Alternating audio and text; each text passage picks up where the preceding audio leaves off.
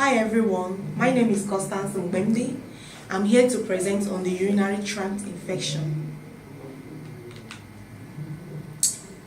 Urinary tract infection is the infection that occurs in any part of the urinary system, such as the kidney.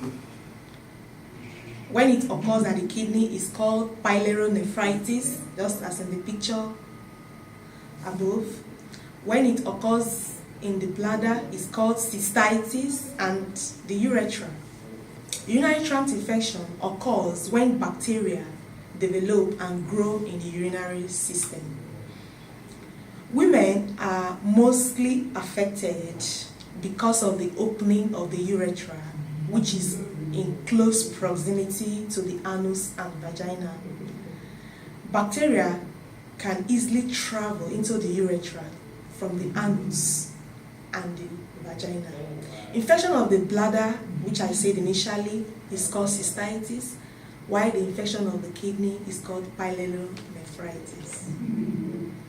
So this is anatomy of the male and the female reproductive structure, by which from when the urine is formed in the kidney, which is moved through the urethra, and through the urethra the urine is stored at the bladder, and from the bladder it passes to the urethra.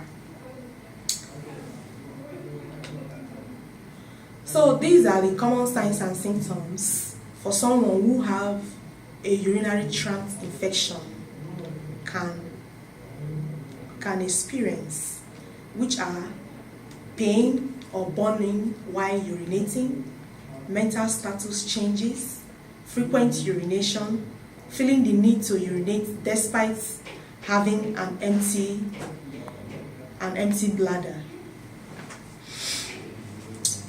Signs and symptoms continues, which are low fever, cloudy or bloody urine, pressure or cramping in the groin or lower abdomen.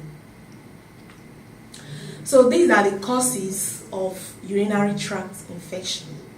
So urinary tract infection, age can be a factor, in as much as if one gets older, especially example for the female, if they get older, their hormones tend to be reduced, just like the estrogen tend to be reduced, and they are prone to urinary tract infection. 2, you have sexual activity, especially to new partners. So it's always advisable when after having sex, one should go and urinate, to avoid urinary tract infection.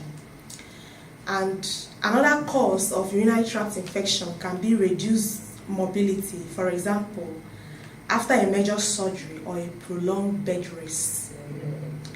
Also, changes in vaginal flora. The causes continues, which are catheter placements.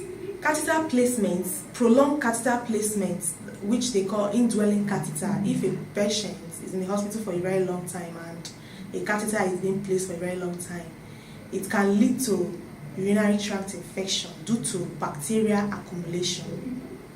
The next one can be poor hygiene. As females, we should maintain a good sanitary hygiene, like cleaning up after defecating, and proper cleaning up, proper taking care of our undies to avoid urinary tract infection. Incontinence, most especially in older adults.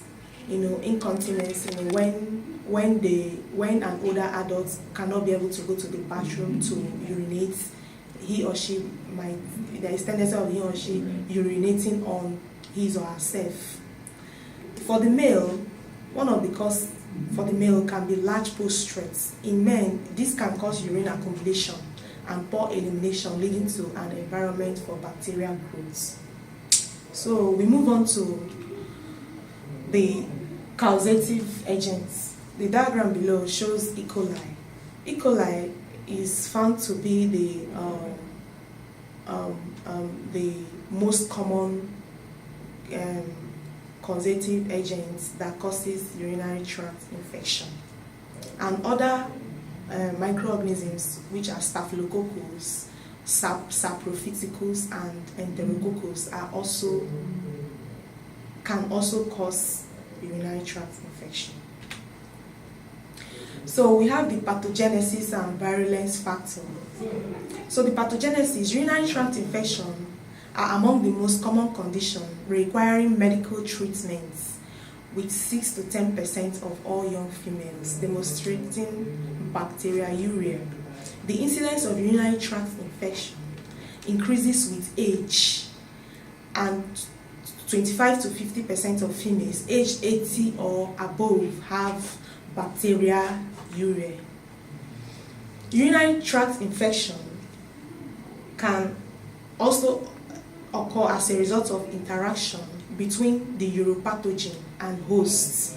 Uropathogen are microorganisms that causes urinary tract infection. So when the uropathogen and the host and their pathogenesis involves several processes. Initially, the uropathogen, which is a microorganism that causes urinary tract infection, when it attaches to the epithelial surface, it subsequently colonizes and spreads throughout the mucosa, causing tissue damage. After the initial colonization period, pathogens can ascend into the urinary bladder, resulting to symptomatic or asymptomatic bacteria. Further progression may lead to biliary nephritis and renal impairment. Specific virulence factors residing on the uropathogen's membranes are responsible for the bacterial resistance to the normal effective defense mechanism of the host. So the next one is we talk about the transmission and epidemiology. Urinary tract infection, community-acquired urinary tract infection are nearly always transmitted from one organ system to another, namely from the GI tract to the urinary system.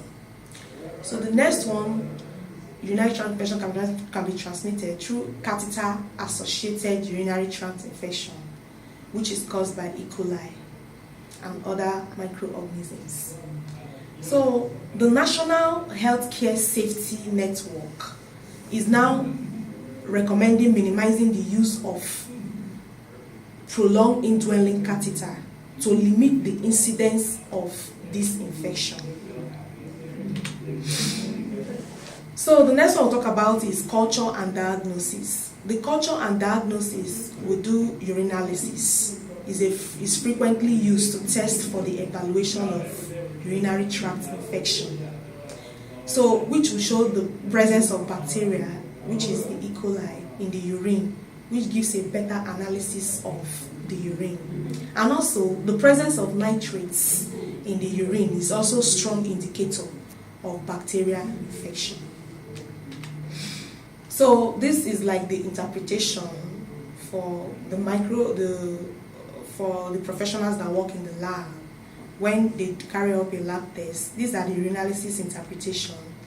If there is, after the test, if there is sensitivity, there is a likelihood that the person has, that the disease is present in the urinary, in the urine.